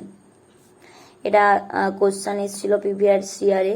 এখন যেন ইহার উপরে ইঞ্জিন জুড়িয়া কামরা তৈরি করিয়া একটা পুরা জাহাজ নির্মাণ করিতে হইবে। দেশের লোকেরা কলম চালায়, রসনা চালায়, কিন্তু জাহাজ চালায় না। বোধ করি এই খুব তার মনে ছিল, সেই কারণে হয়তো তিনি জ্যোতিয়াদা কিনেছিলেন যে 7,000 টাকা দিয়ে। এটাই বলতে চাইছে। দেশের লোকের যেন কলম চালায়, রসনা চালায়, জাহাজ চালায় না। বোধ করি এই খুব তার মনে ছিল। দেশলাই কাঠি জ্বালাইবার জন্য তিনি একদিন চেষ্টা করিয়াছিলেন। দেশলাই কাঠি অনেক ঘর্ষণেও জ্বলে নাই, এবং দেশে তাঁতের যেন কল বা চালাইবার জন্য তার উৎসাহ ছিল, কিন্তু সেই তাঁতের কল একটি মাত্র গামছা প্রসব করিয়া তারপর হইতে স্তব্ধ হইয়া আছে। তারপরে স্বদেশী চেষ্টায় জাহাজ চালাইবার জন্য তিনি হঠাৎ একটা শূন্য খোল কিনিলেন। সেই খোল একদা ভর্তি হইয়া উঠিল, শুধু কেবল ইঞ্জিনে এবং কামরায় নয়, ক্ষণে বা সর্বনাশে। কিন্তু তবু এই কথা মনে রাখিতে হইবে, এই সকল চেষ্টায় ক্ষতি যাহা সে যেন একলা তিনি স্বীকার করিয়াছেন, আর ইহার লাভ যেন যাহা তাহা নিশ্চয়ই এখনই যেন তার দেশের খাতায় যেন জমা হয়ে আছে। পৃথিবীতে এরূপে বেহিসাবি অব্যবসায়ী লোকেরা দেশের কর্মক্ষেত্রের ওপর দিয়া বারংবার নিষ্ফল অধ্যাবসায়ের বন্যা বহাইয়া দিতে থাকেন। সেই বন্যা হঠাৎ আসে, হঠাৎ চলিয়া যায়, কিন্তু তাহার স্তরে স্তরে যে পলি রাখিয়া চলে, তাহাতেই দেশের মাটিকে প্রাণপূর্ণ করিয়া তোলে। তারপরে ফসলের দিন যখন আসে, তখন তাহাদের যেন কথা কাহারও যেন মনে থাকে না বটে, কিন্তু সমস্ত জীবন যাহারা ক্ষতি বহন করিয়া আসিয়াছে, মৃত্যুর পরবর্তী এই ক্ষতিটুকু তাহারা অনায়াসে স্বীকার করিতে পারিবেন। একদিকে বিলাতি কোম্পানি, আরেকদিকে তিনি একলা। এই দুই পক্ষে বাণিজ্য নৌযুদ্ধ ক্রমশই কিরূপে প্রচণ্ড হইয়া উঠিল, তাহা যেন খুলিয়া বরিশালের লোকেরা এখনো বোধ করি স্মরণ করিতে পারিবেন না। প্রতিযোগিতার তাড়নায় জাহাজের পর জাহাজ তৈরি হইল, ক্ষতির পর ক্ষতি বাড়িতে লাগিল, এবং আয় ব্যয় অঙ্ক ক্রমশ ক্ষীণ হইতে টিকিটের মূল্যের উপসর্গটা সম্পূর্ণ বিলুপ্ত হইয়া গেল। বরিশাল খুলনা স্টিমার লাইনে সত্যযুগের আবির্ভাব উপক্রম হইল। যাত্রীরা যে কেবল বিনা ভাড়ায় যাতায়াত শুরু করিলেন তা নয়, তারা বিনামূল্যে মিষ্টান্ন খাইতে আরম্ভ করলেন, এবং ইহার ওপরে বরিশালের যে ভলেন্টিয়ারের দল স্বদেশী কীর্তন গাহিয়া কোমর বাঁধিয়া যাত্রী সংগ্রহে লাগিয়া গেল। সুতরাং জাহাজে যাত্রীর অভাব হইল না, কিন্তু আর সকল প্রকার অভাবে যেন বাড়িল, বই কমিল না। অঙ্কশাস্ত্রের মধ্যে স্বদেশ হিতৈষীর যেন উৎসাহ প্রবেশ করিয়া পথ পায় না। কীর্তন যতই জমুক, উত্তেজনা যতই বাড়ুক, গণিত আপনার নামতা ভুলিতে পারিল না। সুতরাং ত্রিকক্ষের নয়, যেন ঠিক তালে তালে বা ফড়িংয়ের মতো লাভ দিতে দিতে ঋণের মতো অগ্রসর হইতে লাগিল। অব্যবসায়ী ভাবুক মানুষের একটা কুগ্রহ এই যে লোকেরা তাহাদিগকে অতি সহজে চিনিতে পারে, কিন্তু তাহারা লোক চিনিতে পারেন না, অথচ তাহারা যে চেনেন না এইটুকু মাত্র শিখিতে তাহাদের বিস্তর খরচ ততোধিক বিলম্ব হয়, এবং সেই শিক্ষা কাজে লাগানো তাহাদের দ্বারা ইহজীবনে ঘটে না। যাত্রীরা যখন বিনামূল্যে মিষ্টান্ন খাইতেছিল, তখন জ্যোতিদাদার কর্মচারীরা সেই তপস্বীর মতো উপবাস করিতেছে এমন কোনো লক্ষণ দেখা যায় না। অতএব যাত্রীদের জন্য জলযোগের ব্যবস্থা ছিল, কর্মচারীরাও বঞ্চিত হয় না, কিন্তু সকলের চেয়েও যেন মহত্তম লাভ করিল জ্যোতিদাদা, সেই তার যেন সর্বস্ব ক্ষতি শিকার। তখন খুলনা বরিশালে নদীপথে প্রতিদিন এই জয় পরাজয়ের সংবাদ আলোচনায় আমাদের উত্তেজনা অন্ত ছিল না। অবশেষে একদিন খবর আসিল যে তাহার স্বদেশ নামক যে জাহাজ হাওড়ার ব্রিজে ঠেকিয়া ডুবিয়াছে। তাহলে ওই জাহাজটা কোথায়? স্বদেশ নামক যে জাহাজ হচ্ছে হাওড়ার ব্রিজে ডুবিয়াছে। এই রূপে যখন তিনি তার নিজের যেন সাধ্যের সীমা একেবারে সম্পূর্ণ অতিক্রম করিলেন, নিজের পক্ষে কিছুই আর বাকি রাখিলেন না, তখনই তার ব্যবসা বন্ধ হইয়া গেল। এরপরে 40-এ হচ্ছে মৃত্যুর শোক। এখানে আমরা সাধারণত তার মায়ের মৃত্যু পাই। ইতিমধ্যে বাড়িতে পরে পরে যেন হচ্ছে কিনা কয়েকটি মৃত্যু ঘটিল। মৃত্যুকে আমি কোনোদিন প্রত্যক্ষ করি নাই। মার যখন মৃত্যু হয় তখন আমার বয়স হচ্ছে অল্প। অনেক দিন হইতে তিনি রোগে ভুগিতেছিলেন। কখন যে তার জীবন সংকট উপস্থিত হইয়াছে তা জানিতে পারি না। এতদিন পর্যন্ত যে ঘরে আমরা শুইতাম, সেই ঘরে স্বতন্ত্র শয্যায় মা শুইতেন, কিন্তু তাহার যেন হচ্ছে রোগ যেন সময় একবার কিছুদিন তাহাকে বোটে করিয়া গঙ্গায় বেড়াইতে লইয়া যাওয়া হয়। তারপরে বাড়িতে ফিরিয়া তিনি অন্তঃপুরে তেতলার ঘরে থাকিতেন। যে রাত্রিতে তার মৃত্যু হয় আমরা তখন ঘুমাইতেছিলাম। তখন যে কত রাত্রি জানি না, একজন পুরাতন যে দাসী আমাদের ঘরে ছুটিয়া আসিয়া চিৎকার করিয়া কাঁদিয়া উঠিল, ওরে তোদের কি সর্বনাশ হলো। তারপরে তখন বউ ঠাকুরানী তাড়াতাড়ি তাহাকে ভৎসনা করিয়া ঘর হইতে টানিয়া বাহির করিয়া লইয়া গেল। পাছে গভীর রাত্রে আচমকা আমাদের মনে গুরুতর আঘাত লাগে, এই আশঙ্কা তার যেন ছিল। স্তিমিত প্রদীপের স্পষ্ট যেন আলোকে ক্ষণকালের জন্য জাগিয়া উঠিয়া হঠাৎ বুকটা দমিয়া গেল, কিন্তু কি হইয়াছে ভালো করিয়া বুঝিতে পারলাম না। প্রভাতে উঠিয়া যখন মার মৃত্যু সংবাদ শুনলাম, তাহলে প্রভাতে জানতে পারে, তখনই সেই কথাটা যেন অর্থসম্পূর্ণ গ্রহণ করিতে পারিলাম না। বাইরের বারান্দায় আসিয়া দেখলাম সুসজ্জিত দেহ প্রাঙ্গণে খাটের ওপরে শোয়ান, কিন্তু মৃত্যু যে ভয়ঙ্কর সেই দেহে যেন তাহার কোনো প্রমাণ ছিল না। সেদিন প্রভাতের আলোকে মৃত্যুর যে রূপ দেখিলাম, তাহার সুখ সুপ্তির মতোই যেন হচ্ছে, মানে মৃত্যু কিন্তু হচ্ছে ভয়ঙ্কর নয়, মৃত্যু যে সুপ্তির বা যেন মতো প্রশান্তি ও মনোহর। জীবন হইতে জীবনান্তের বিচ্ছেদ বা স্পষ্ট যেন করিয়া চোখে পড়িল না। কেবল যখন তাহার দেহ বহন করিয়া বাড়ির সদর দরজায় বাহিরে লইয়া গেল এবং আমরা তার পশ্চাদে শ্মশানে চলিলাম, তখনই শোকের সমস্ত ঝড় যেন একেবারে এক দমকায় আসিয়া মনের ভেতরটা এই একটা হাহাকার তুলিয়া দিল যে বাড়ির এই দরজাটা দিয়া মা আর কোনোদিনও তার নিজের এই চিরজীবন ঘরকন্যার মধ্যে আপনার আসনটিতে আসিয়া বসিবেন না। বেলা হইল, শ্মশানে যেন হইতে ফিরিয়া আসিলাম। গলির মোড়ে আসিয়া তেতলার যেন পিতার ঘরের দিকে চাইয়া দেখিলাম, তিনি তখনও তার ঘরের সম্মুখে বারান্দায় স্তব্ধ হইয়া উপাসনা করিয়া আছেন। বাড়িতে যিনি কনিষ্ঠ বধূ ছিলেন, তিনি মাতৃহীন বালকদের ভার লইলেন, এবং তিনি আমাদিগকে যেন খাওয়াইয়া পড়াইয়া সর্বদা কাছে টানিয়া আমাদের যেন কোনো অভাব ঘটিয়াছে তাহা ভুলিয়া রাখিবার জন্য দিনরাত্রি চেষ্টা করলেন। যে ক্ষতি পূরণ হইবে না, যে বিচ্ছেদের প্রতিকার নাই, তাহাকে ভুলাইবার শক্তি প্রাণশক্তির একটা প্রধান অঙ্গ। শিশুকালে সেই প্রাণশক্তি নবীন ও প্রবল থাকে, তখন যেন সে কোনো আঘাতকে গভীরভাবে গ্রহণ করে না, স্থায়ী রেখায় আঁকিয়া রাখে না। এই জন্যেই জীবনে প্রথম যে মৃত্যু কালো ছায়া যেন ফেলিয়া প্রবেশ করিল, তাহা আপনার কালিমাকে চিরন্তন না করিয়া যেন ছায়ার মতোই একদিন নিঃশব্দ পদে চলিয়া গেল। এর পরে বড় যেন হইলে যখন বসন্ত প্রভাতে এক মুঠো অনতি স্ফুট মোটা মোটা বেলফুল চাদরে প্রান্তে বাঁধিয়া খেপার মতো বেড়াইতাম, তখন সেই কোমল চিক্কন বা কুড়িগুলো ললাটের ওপরে বুলাইয়া প্রতিদিন আমার মায়ের শুভ্র আঙুলগুলো মনে পড়িত। আমি স্পষ্টই দেখিতে পাইতাম যে স্পর্শ সেই সুন্দর আঙুলের আগায় ছিল। সেই স্পর্শ প্রতিদিন এই বেল ফুলগুলোর মধ্যে নির্মল হইয়া ফুটিয়া উঠিতেছে। জগতে তাহার আর অন্ত যেন নাই, এবং আমরা ভুলি আর যেন মনে রাখি। কিন্তু আমার 24 বছর বয়সের সময় মৃত্যুর সঙ্গে যে পরিচয় হইল, তাহলে আমার কি না 24 বছর বয়সের সময় যে মৃত্যুর প্রসঙ্গে পরিচয় হইল, তাহা স্থায়ী পরিচয়। তাহা যেন তার পরবর্তী প্রত্যেক বিচ্ছেদ শোকের সঙ্গে মিলিয়া অশ্রুর মালা দীর্ঘ করিয়া গাঁথিয়া চলিয়াছে। শিশু বয়সে লঘু জীবন বড় বড় মৃত্যুকে অনায়াসে পাশ কাটিয়া ছুটিয়া যায়। ওটা যেন ছোটবেলাতেই হয়, কিন্তু অধিক বয়সে মৃত্যুকে অত সহজে ফাঁকি দিয়া এড়াইয়া চলিবার পথ নাই। তাই যেন সেদিনকার সমস্ত দুঃসহ আঘাত বুক পাতিয়া লইতে হইয়াছিল। জীবনের মধ্যে কোথাও যে কিছুমাত্র ফাঁক আছে তাহা তখন জানতাম না। সমস্তই হাসি কান্না একেবারে নিরেট যেন করিয়া বোনা, তাহাতে অতিক্রম করিয়া আর কিছুই যেন দেখা যাইত না। তাই তাহাকে একবার যেন চরম করিয়া গ্রহণ করিয়াছিলাম। এমন সময় কোথা হইতে মৃত্যু আসিয়া এই যেন অত্যন্ত প্রত্যক্ষ জীবনটার একটা প্রান্ত যখন এক মুহূর্তের মধ্যে ফাঁক করিয়া দিল, তখন মনটার মধ্যে সে কি বা ধাঁধাই লাগিয়া গেল।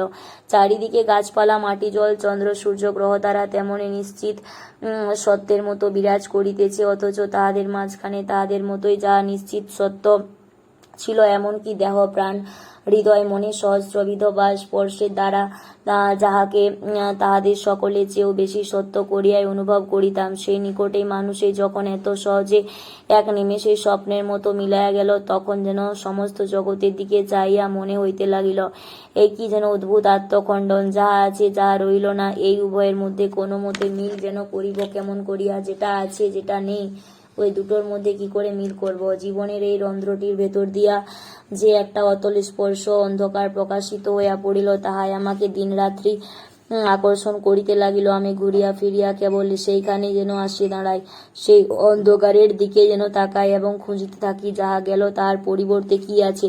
শূন্যতাকে মানুষ কোনো মতেই অন্তরের সঙ্গে বিশ্বাস করতে পারে না। যাহা নাই তাহা মিথ্যা, যেটা নাই তাহা মিথ্যা, যাহা মিথ্যা তাহা যেন নাই। যেটা মিথ্যা সেটা হচ্ছে নাই, আর যেটা হচ্ছে তা কি বলে যে যাহা নাই, যেটা নাই সেটাই মিথ্যা, আর যাহা মিথ্যা সেটা হচ্ছে নাই, বিপরীত মানে বলা যায়। যাহা নাই তাহা মিথ্যা, যাহা মিথ্যা তাহা নাই। এই জন্যই যাহা দেখিতেছি না তার মধ্যে দেখিবার চেষ্টা, যাহা পাইতেছি না তার মধ্যেও পাইবার সন্ধান কিছুতেই থামিতে চায় না। চারা গাছ অন্ধকার বেড়ার মধ্যে ঘিরিয়া রাখিলে তার সমস্ত চেষ্টা যেমন সেই অন্ধকারকে কোনো মতে ছড়াইয়া আলোকে মাথা তুলিবার জন্য পদা আঙ্গুলিতে ভর যেন করিয়া যথাসম্ভব খাড়া হইয়া উঠিতে থাকে, তেমনি মৃত্যু যখন মনের চারিদিকে হঠাৎ একটা নাই অন্ধকারে বেড়া লাগিয়া যেন গাড়িয়া দিল, তখন যেন সমস্ত মনোপ্রাণ অহোরাত্র দুঃসাধ্য চেষ্টায় তার ভেতরে দিয়া কেবল আছে বা আলোকের মধ্যে বাইর হইতে চাইল। কিন্তু সেই অন্ধকারকে অতিক্রম করিবার পথ অন্ধকারের মধ্যে যখন দেখা যায় না, তখন তার মতো দুঃখ আর কি আছে।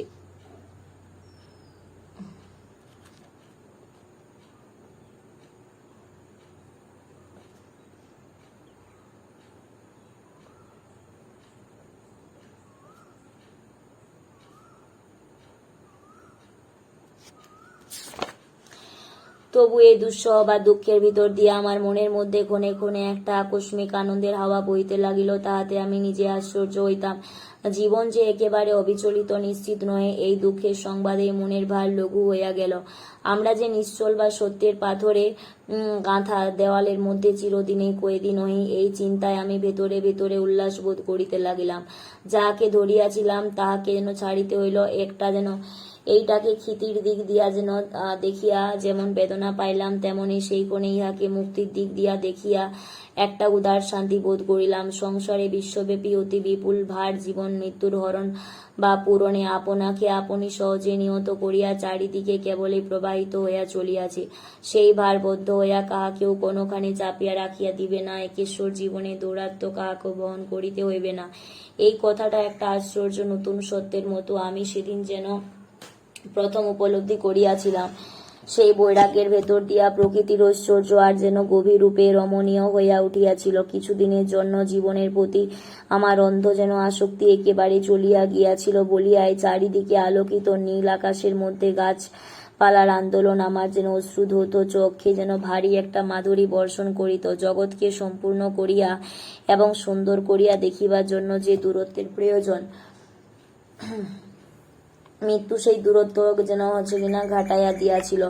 আমি নির্লিপ্ত হইয়া দাঁড়াইয়া মরণের বৃহৎ পটভূমিকার ওপর সংসারের ছবিটি দেখিলাম, জানিলাম তাহা বড় মনোহর।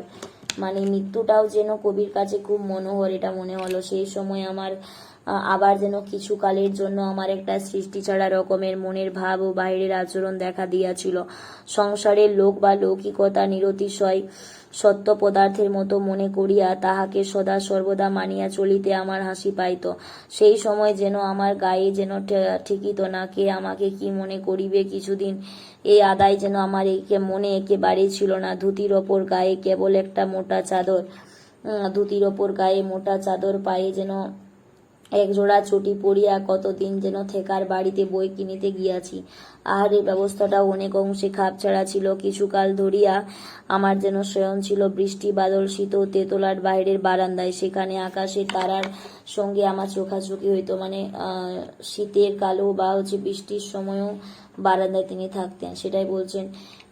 ভোরের আলোর সঙ্গে আমার যেন সাক্ষাতের বিলম্ব হইত না। এই সমস্ত বৈরাগ্যের কৃচ্ছ সাধন একেবারে নাই। এ যেন আমার একটা ছুটির পালা। সংসারে এর বেদ হাতে গুরু মহাশয়কে যখন নিতান্তই একটা ফাঁকি বলিয়া মনে হইত, তখন পাঠশালায় প্রত্যেক ছোট ছোট শাসনও এড়াইয়া মুক্তির আস্বাদনে প্রবৃত্ত হইলাম। একদিন সকালে ঘুম হইতে জাগিয়া দেখি যে পৃথিবীর ভারাকর্ষণটা একেবারে অর্ধেক কমিয়া গিয়াছে। তাহা হইলে কি আর যেন সরকারি রাস্তা যেন বাহিয়া সাবধানে চলিতে ইচ্ছা করে? নিশ্চয়ই তাহা হইলে হ্যারিসন রোডের যেন 4 তলা 5 তলা বাড়িগুলো বিনা কারণে লাফ দিয়া ডিঙায়া চলি। এমন যেন ময়দানে হাওয়া খাইবার সময় যদি সামনে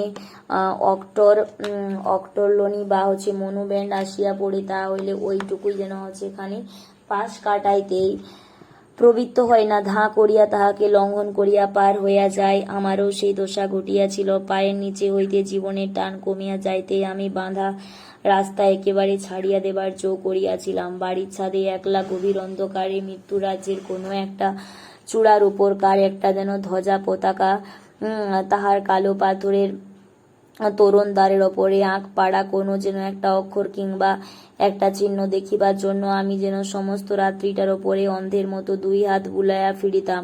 আবার সকালবেলায় যখন আমার সেই যেন বাইরের পাতা বিছায়া আনার ওপর যেন ভোরের আলো আসিয়া পড়িত, তখন যেন চোখ মেলিয়া দেখিতাম আমার মনের চারিদিকের আবরণ যেন স্বচ্ছ হইয়া আসিয়াছে। কুয়াশা কাটিয়া গেল। পৃথিবীর নদী গিরি অরণ্য যেমন ঝলমল করিয়া ওঠে, জীবন লোকের প্রসারিত ছবিখানি আমার চোখে তেমনি শিশির সিক্ত নবীন ও সুন্দর করিয়া দেখা দিয়াছে।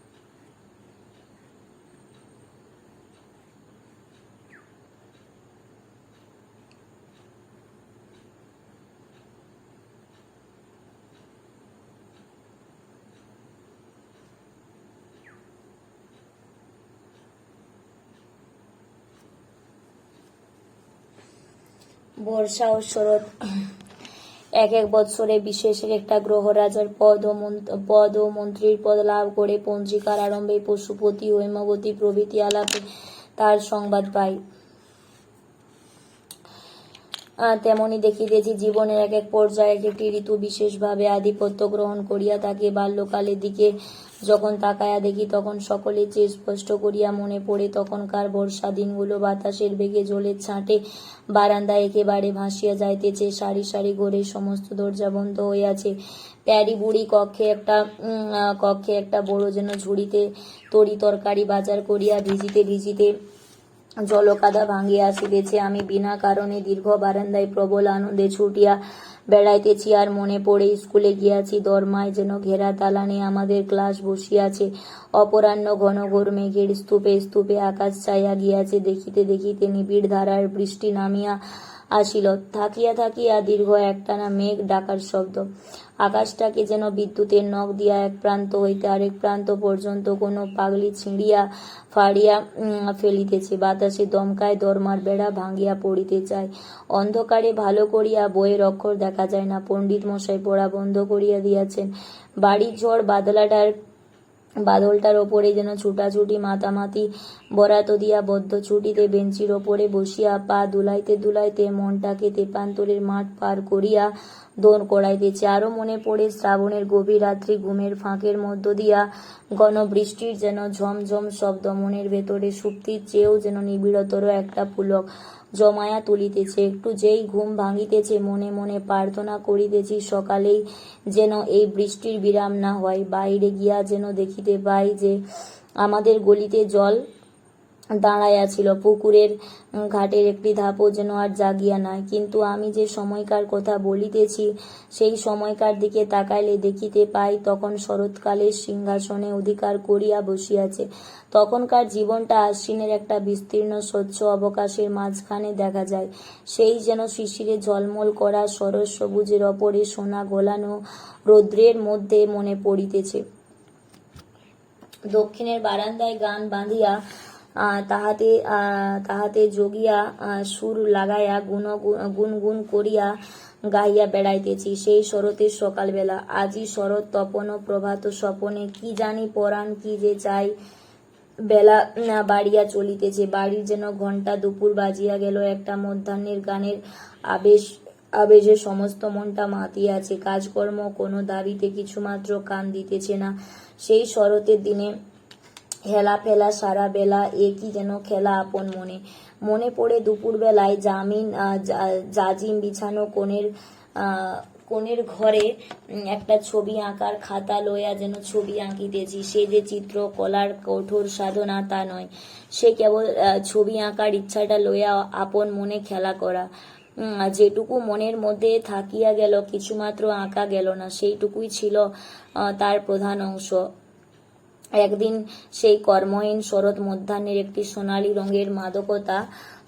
রঙের মাদকতা দেওয়ালে ভেদ করিয়া কলিকাতা শহরে সেই যে সামান্য ক্ষুদ্র ঘরকে পেয়ালার মতো আগাগোড়া করিয়া তুলিতেছে। জানি না কেন যে আমার তখনকার জীবনের দিনগুলো যে আকাশ যে আলোকের মধ্যে দেখিতে পাইতেছি তাহা শরতের আকাশে শরতের আলোক। সে যেমন চাষিদের ধান পাকানোর শরৎ তেমনি সে আমার যেন গান পাকানো শরৎ বলে। সে আমার সমস্ত দিনের আলোকময় অবকাশে যেন হচ্ছে গোলা বোঝা আয় করা যেন শরৎ। আমার যেন বন্ধনীন মনের মধ্যে অকারণে পুলকে ছবি আঁকানো গল্প বানানো শরৎ। সেই বাল্যকালের বর্ষা যৌবনকালের শরতের মধ্যে একটা প্রভেদ এই যে দেখিতেছি। তাহলে বাল্যকালের বর্ষা যৌবনকালের শরতের মধ্যে প্রভেদটা কি না, সেই বর্ষার দিনে বাইরের যে প্রকৃতি অত্যন্ত নিবিড় হইয়া আমাকে ঘিরিয়া দাঁড়াইয়াছিল। তাহার সমস্ত দল বল সাজসজ্জা বাজনাবাদ্য লইয়া মহাসমারোহে আমাকে সাঙ্গদান করিয়াছে। আর এই শরৎকালে মধুর উজ্জ্বল আলোটির মধ্যে এই যে উৎসাহ যেন তাহা মানুষের মেঘরৌদ্রের লীলাকে পশ্চাতে রাখিয়া দুঃখ সুখ দুঃখের আন্দোলন মর্মরিত হইয়া উঠিতেছে। নীল আকাশের ওপরে মানুষের অনিমেষ দৃষ্টির আবেশটুকু একটা রং মাখায় আছে এবং বাতাসের সঙ্গে মানুষের হৃদয়ের আকাঙ্ক্ষা বেগ নিঃশ্বসিত হইয়া বইতেছে। আমার কবিতা এখন মানুষের দ্বারে আসিয়া দাঁড়াইয়াছে। এখানে তো একেবারে যেন অবারিত প্রবেশের ব্যবস্থা নাই। মহলের পর মহল, দ্বারের পর দ্বার, পথে দাঁড়ায়া সানাইয়ের বাঁশিতে ভৈরবীর তান, দূরপ্রসাদের সিংহদ্বার হইতে যেন হচ্ছে কিনা কানে আসিয়া পৌঁছে। মনের সঙ্গে মনের আপোষ, ইচ্ছার সঙ্গে ইচ্ছার বোঝাপড়া, কত যেন বাঁকা চোরা বাধার ভেতর দিয়া দেওয়া নেওয়া। সেই সব বাঁধা বা হচ্ছে ঠেকিতে ঠেকিতে জীবনের নির্ঝর ধারা মুখরিত উচ্ছ্বাসে হাসি কান্নার ফেনায়া উঠিয়া নৃত্য করিতে থাকে। পদে পদে আর আবর্ত যেন ঘুরিয়া ঘুরিয়া ওঠে। তার গতিবিধির কোনো নিশ্চিত হিসাব পাওয়া যায় না। কড়িকোমল মানুষের জীবন নিকেতনে সেই সম্মুখে রাস্তাটাই দাঁড়াইয়া গান, সেই রহস্য ভারের মধ্যে প্রবেশ করিয়া আসন পাইবার জন্য দরবার। মরিতে চাই না আমি সুন্দর ভুবনে, মানুষের মাঝে আমি বাঁচিবারে চাই। বিশ্ব জীবনের কাছে ক্ষুদ্র জীবনের এটা হচ্ছে আত্মনিবেদন। এরপর হচ্ছে শ্রীযুক্ত আশুতোষ চৌধুরী, এটা হচ্ছে 42 নম্বর পরিচ্ছেদ। দ্বিতীয়বার বিলাত যাবার সময় যখন যাত্রা করি তখন আশুর সঙ্গে জাহাজে আমার প্রথম পরিচয়। তাহলে হচ্ছে আশুর সঙ্গে পরিচয় হয় দ্বিতীয়বার যখন বিলাত যাত্রা করে জাহাজে। তিনি কলিকাতা বিশ্ববিদ্যালয়ে এমএ পাস করিয়া কেমব্রিজ ডিগ্রি লইয়া ব্যারিস্টার হতে চলেছেন। কলিকাতা হইতে মাদ্রাজ পর্যন্ত কেবল কয়েকটা দিন মাত্র আমরা জাহাজে একত্র ছিলাম। কলিকাতা থেকে মাদ্রাজ। দেখা গেল পরিচয়ের গভীরতা দিন সংখ্যার ওপর নির্ভর করে না। একটি সহজ সহৃদয়তার দ্বারা অতি অল্পক্ষণের মধ্যেই তিনি এমন করিয়া আমার চিত্ত অধিকার করিয়া লইলেন যে পূর্বে তার সঙ্গে চেনা শোনা ছিল না, সেই ফাঁকটা এই কয়েকদিনের মধ্যেই যেন আগাগোড়া ভরিয়া গেল। আশু বিলাত হইতে ফিরিয়া আসিলে তার সঙ্গে আমার আত্মীয় সম্বন্ধ স্থাপিত হইল। তখনও ব্যারিস্টার ব্যবসায় বুঝের ভেতর ঢুকিয়া পড়িয়া লয়ের মধ্যেও লীন হইবার সময় তাহার হয় নাই। মক্কেলের কুঞ্চিত থলিগুলো পূর্ণ বিকাশিত হইয়া তখনও স্বর্ণকোষ উন্মুক্ত করে না। সাহিত্য বনের মধু সঞ্চয়ের তিনি তখন উৎসাহী হইয়া ফিরিতেছিলেন। তখন দেখিতাম সাহিত্যে ভাবুকতা একেবারে তার প্রকৃতির মধ্যে পরিব্যাপ্ত হইয়া গিয়াছে। তার মনের ভেতরে যে সাহিত্যের হাওয়া বহিত তার মধ্যে লাইব্রেরি সেলফের মরক্কো চামড়ার গন্ধ একেবারেই ছিল না। সেই হাওয়ার সমুদ্র পারে অপরিচিত বা নিকুঞ্জের নানা ফুলের নিঃশ্বাস একত্র হইয়া মিলিত। তার সঙ্গে আলাপে যোগে আমরা যে কোনো একটা দূর বনের প্রান্তে বসন্তের দিনে চড়ি ভাতে করিতে যাইতাম। ফরাসি কাব্য সাহিত্যের রসে তার যেন বিশেষ বিলাস ছিল। আমি তখন কড়ি ও কমলের কবিতাগুলো লিখিতেছিলাম। আমার সেই সকল লেখায় তিনি ফরাসি কোনো কোনো কবির যেন ভাবের মিল দেখিতে পাইতেন। ফরাসি তার মনে হইয়াছিল মানব জীবনের বিচিত্র রসলীলা কবির মনকে একান্ত করিয়া টানিতেছে। এই কথাটা কড়ি ও কমল কবিতার ভেতর দিয়া নানা প্রকার প্রকাশ পাইতেছে এবং এই জীবনের মধ্যে প্রবেশ করিবার এই যেন তাহাকে সকল দিক দিয়া গ্রহণ করিবার জন্য একটি অপরিতৃপ্ত আকাঙ্ক্ষা। কবিতাগুলোর মূল কথা। আশু বলিলেন, তোমার এই কবিতাগুলো যথোচিত পর্যায়ে সাজায়া আমি প্রকাশ করিব। তাহলে এই কবিতাগুলো আশুই বললেন যে আমি হচ্ছে প্রকাশ করিব। তারপরে প্রকাশের ভার যেন দেওয়া হয়েছিল। মরিতে চায় না সুন্দর ভুবনে এই চতুষ্পদী কবিতাটি তিনি যেন হচ্ছে গ্রন্থের প্রথমে বসায়া দিলেন। তার মধ্যে কবিতাটির মধ্যেই যেন হচ্ছে সমস্ত গ্রন্থের মর্মকথাটি আছে। অসম্ভব নহে বাল্যকালে যখন ঘোরের মধ্যে বদ্ধ ছিলাম তখন অন্তঃপুরে ছাদের প্রাচীরের ছিদ্র দিয়া বাহিরের বিচিত্র পৃথিবীর দিকে যেন উৎসুক দৃষ্টিতে হৃদয় মেলিয়া দিয়াছি। যৌবনের আরম্ভে মানুষের লোক আমাকে তেমনি করিয়াই টানিয়াছে। তার মাঝখানে আমার প্রবেশ ছিল না। আমি প্রান্তে দাঁড়াইয়াছিলাম। খেয়া নৌকা পাল তুলিয়া ঢেউয়ের ওপর দিয়া পাড়ি দিতেছে। তীরে দাঁড়াইয়া আমার মন বুঝি তাহার পাটনিকে হাত বাড়াইয়া ডাক পাড়িত। জীবন যে জীবনযাত্রার বাহির হইয়া পড়িতে চায়। কড়ি ও কমল শেষ পরিচ্ছেদ আমাদের, যেটা 43 শেষ কি কড়ি কমলের শেষ 43 নম্বর পরিচ্ছেদ মানে অধ্যায়ের নাম। জীবনের মাঝখানে ঝাঁপ দিয়া পড়িবার পক্ষে আমার সামাজিক অবস্থার বিশেষত্ব বশত কোনো বাধা ছিল বলিয়াই যে আমি পীড়াবোধ করিতেছিলাম সেই কথা সত্য নয়। আমাদের দেশে যাহারা সমাজের মাঝখানটাতে পড়িয়া আছে তাহারাই যে চারিদিক হইতে প্রাণের প্রবল বেগ অনুভব করে এমন কোনো লক্ষণ দেখা যায় না। চারিদিকে পাড়ি আছে, ঘাট আছে, কালো জলের ওপর প্রাচীন বনস্পতি শীতল কালো ছায়া আসিয়া পড়িয়াছে। স্নিগ্ধ পল্লব রাশির মধ্যে প্রচ্ছন্ন থাকিয়া কোকিল পুরাতন পঞ্চম স্বরে ডাকিতেছে। কিন্তু এ তো বাঁধা পুকুর, এখানে স্রোত কোথায়, ঢেউ কই, সমুদ্র হইতে কোটালের বান ডাকিয়া আসে কবে? মানুষের মুক্ত জীবনের প্রবাহ যেখানে পাথর কাটিয়া জয়ধ্বনি করিয়া তরঙ্গে তরঙ্গে উঠিয়া পড়িয়া সাগর যাত্রায় চলিয়াছে, তাহার এই জলোচ্ছ্বাসের শব্দ কি আমার ওই গলির ওপারটার প্রতিবেশী সমাজ হইতেই আমার কানে আসিয়া পৌঁছিতেছিল? তাহা নয়। যেখানে জীবনের উৎসব হইতেছে সেইখানেই প্রবল দুঃখ, সুখ দুঃখের নিমন্ত্রণ হইবার জন্য একলা ঘোরের প্রাণটা কাঁদে। যে মৃদু নিশ্চেষ্টতার মধ্যে মানুষ কেবলই মধ্যাহ্ন তন্দ্রায় ঢুলিয়া ঢুলিয়া পড়ে, সেখানে মানুষের জীবন আপনার পূর্ণ পরিচয় হইতে আপনি বঞ্চিত থাকে বলিয়াই তাহাকে এমন একটা অবসাদে ঘিরিয়া ফেলে। কি বলছে যে মৃদু নিশ্চেষ্টতার মধ্যে মানুষ কেবল মধ্যাহ্নে ঢুলে ঢুলে পড়ে, সেখানে মানুষের জীবনে আপনার পূর্ণ পরিচয় হইতে, মানে আমরা নিজেদের পরিচয় না খুঁজে আমরা শুধু নিদ্রার মধ্যে বা অলসতার মধ্যে এরকম ভাবে দিন যাপন করি এবং আমরা নিজেদের পরিচয় যেটা খুঁজে পাবার কথা সেটা থেকে বঞ্চিত থাকি বলেই এই অবসাদগুলো আমাদেরকে ঘিরে ফেলে। এই অবসাদের জরিমা হইতে বাইর হওয়া যাইবার জন্য আমি চিরদিন বেদনা বোধ করিয়াছি। মানে এই অবসাদ, মানে এই যে অবসরটা তিনি কখনো চাননি, এটা থেকে বেরোবার জন্য মানে কি করলে বেরোতে পারবে এটা ভেবে মানে সেই সময় তিনি এটাই বেদনা বোধ করছিলেন। তখন যে সমস্ত আত্মশক্তিহীন রাষ্ট্র নৈতিক সভা, খবরের কাগজের আন্দোলন প্রচলিত হইয়াছিল, দেশের পরিচয়হীন ও সেবা বিমুখ ও দেশানুরাগের মৃদু মাদকতা তখন শিক্ষিত মণ্ডলের মধ্যে প্রবেশ করিয়াছিল, আমার মন কোনো মতেই তাহার সায় দিত না। আপনার চারিদিকের সম্বন্ধে বড় একটা অধৈর্য ও অসন্তোষে আমাকে ক্ষুব্ধ করিয়া তুলিত। আমার প্রাণ বলিত, ইহার চেয়ে হতেম যদি আরব বেদুইন। আনন্দময়ীর আগমনে আনন্দ গিয়েছে দেশ চেয়ে, হেরো ওই ধনির দুয়ারে দাঁড়াইয়া কাঙালিনীর মেয়ে। এই তো আমার নিজেরই কথা। সেই সব সমাজে ঐশ্বর্যশালী স্বাধীনতার জীবনের উৎসব সেখানে সানাই বাজিয়া উঠিয়াছে।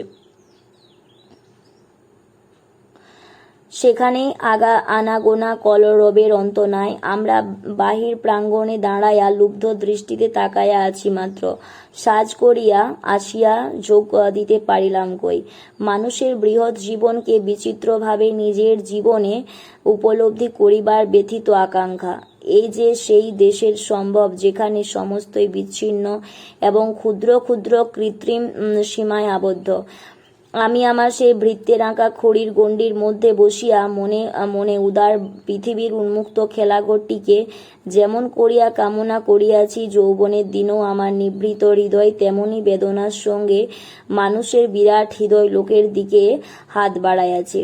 সে যে দুর্লভ, সে যে দুর্গম দূরবর্তী, কিন্তু তার সঙ্গে প্রাণের যোগ না যদি বাঁধিতে পারি, সেখান হইতে হাওয়া যদি না আসে, স্রোত যদি না বহে, পথিকের অব্যাহত আনাগোনা যদি না চলে, তবে তাহা জীর্ণ পুরাতন, তাহাই নতুনের পথ জুড়িয়া পড়িয়া থাকে। তাহা হইলে মৃত্যুর ভগ্নাবশেষ কেহ সরাইয়া লই না, তাহা কেবলই জীবনের ওপরে চাপিয়া পড়িয়া তাহাকে আচ্ছন্ন করিয়া ফেলে। বর্ষার দিনে কেবলই ঘনঘটা বর্ষণ, শরতের দিনে মেঘরৌদ্রের খেলা আছে, কিন্তু তাহাই আকাশকে আবৃত করিয়া নাই।